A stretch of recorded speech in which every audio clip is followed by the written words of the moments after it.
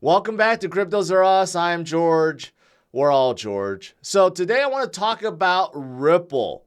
There's been a lot of headline news about Ripple, what's been going on. And today there's another piece of headline I want to share with you guys. And I think it's pretty important and relevant to the SEC. And also, of course, I want to talk about Bitcoin, what's going on with Bitcoin, what can we expect for the rest of this week, and what are the whales doing? So obviously, I'm recording this a little bit earlier than my normal streams, and right now the futures market looking good. In fact, looking very green, helped by Target. Target just reported their earnings and actually came in better than expectations. And you know what? This is a surprise because Home Depot recently just came out and gave one of the scariest revenue misses in the last 2 decades and gave a really scary forecast. But Target, a little bit different. Well, if you think about it, a lot of people go to Target for their household items, smaller items, while Home Depot are meant for bigger projects, sort of items. So, yeah, I mean, if you look at the items purchased a little bit different, but I think this is helping today's market. At least right now. Who knows if it's going to turn, because as we know, there's a lot of macro stuff that's still happening right now. For example, the debt ceiling crisis still has not been resolved, right? Still a lot of fears about high interest, high inflation. Those did not go away. And plus, the USD not being the golden standard anymore for a lot of countries. So there's still a lot of macro stuff, scary macro stuff, but at least today we may get some green due to Target. We'll see. But more headline news about Ripple. Okay, let me share it. We know that Ripple's been fighting the good fight for all of crypto. They have spent $200 million. Before, Brad said it would cost about $100 million. Now it has doubled, and the lawsuit's not over yet. So this may go up even more to $250 or $300 million. Think about that. There's not a whole lot of projects in this space that has the resources that Ripple does. And this is how costly it is. SEC probably has, 50 lawyers, 100 lawyers working on this. And Ripple has the same amount. This is what it takes to fight Gary. So we know Ripple's been fighting a good fight. And yesterday, this was breaking news that one of the appeals from the SEC to seal the Hinman docs, which are very, very important, from the public, they lost. So why is this important? Well, Hinman docs is what Ripple's been fighting for forever. They got approval to look at it.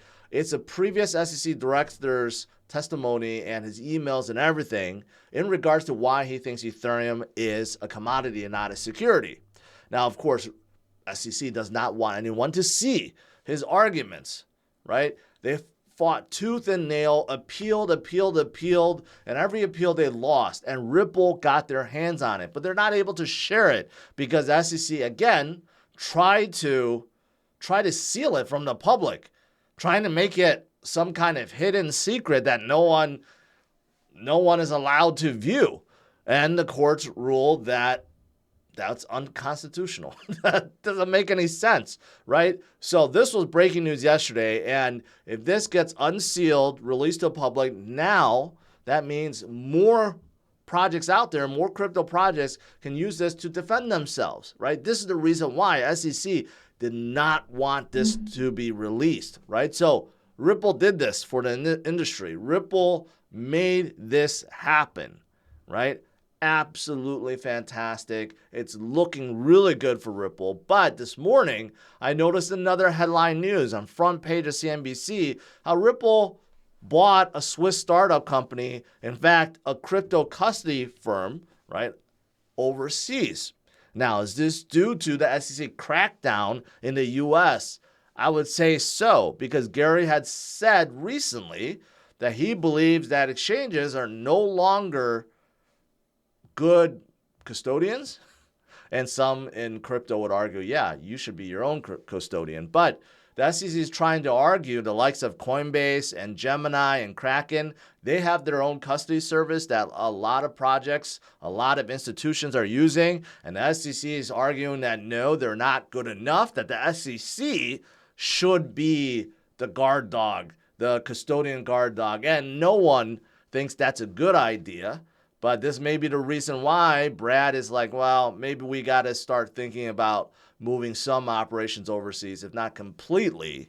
So that's the latest. Again, there's just a lot of SEC stuff, right? That's why it's so scary also in crypto. So many projects, they don't know what the hell is going on with the SEC. But I'm glad to see Brad and XRP and Ripple fighting the good fight.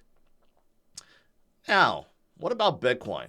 Well, Bitcoin's on-chain metrics have never, ever been better. On-chain metrics for Bitcoin continues to signal that we are in a new bull market.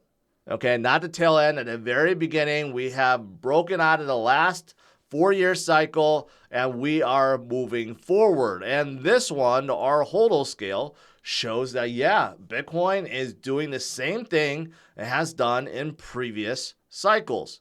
When we come off on bottoms, right, we don't just immediately go up. There's fluctuations, right? And according to this last top that we had in 2021, we didn't have a blow-off top. We didn't break 100,000. We should have. And the reason being, again, it's due to rates. The Fed, Powell, he announced in December that he was going to raise rates in 2023. And that's why everything came crashing down. But we kind of missed that. We kind of missed that peak of $100,000. So you could see obviously no blow off top, but doesn't mean that we're not going to get it this time around. But we are definitely coming up from bottom, right? And right now the whales, they're just accumulating. What I've always been preaching is don't give away your life-changing wealth or your financial freedom to the whales. A lot of them, they know how to manipulate the market. A lot of them know how to drive fear into the hearts of crypto holders. And you know what? They just keep accumulating while the smaller retail guys, unfortunately, they fall for FUD and they fall for fear. And you know what? Stay strong because there are better days, much better days coming.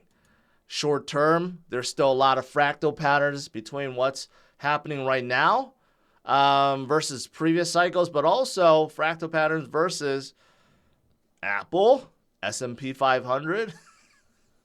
I guess if you look hard enough, you're going to find some kind of pattern, right? But there are a lot of patterns comparing what we're going through right now to previous bottoms and previous recoveries, like back in 2015 and 2018, right? We haven't seen that local top yet.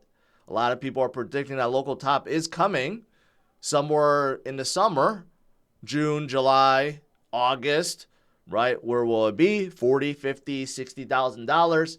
We don't know quite yet, but it's coming. And you know what?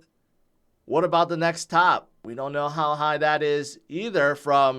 Look at it, before there was a 12,000% rise, and then you had a 1,700% rise. This time around, 1,000%, maybe 800%, 500%, whatever it may be, it's going to be much higher than it is now, right? So, stay strong, my friends. That concludes today's show. Smash it a like, subscribe to the channel. I'll be in Miami for Bitcoin 2023. If you guys happen to be there, I'll see some of you guys around. If not, stay tuned for my next video that's coming up tomorrow morning.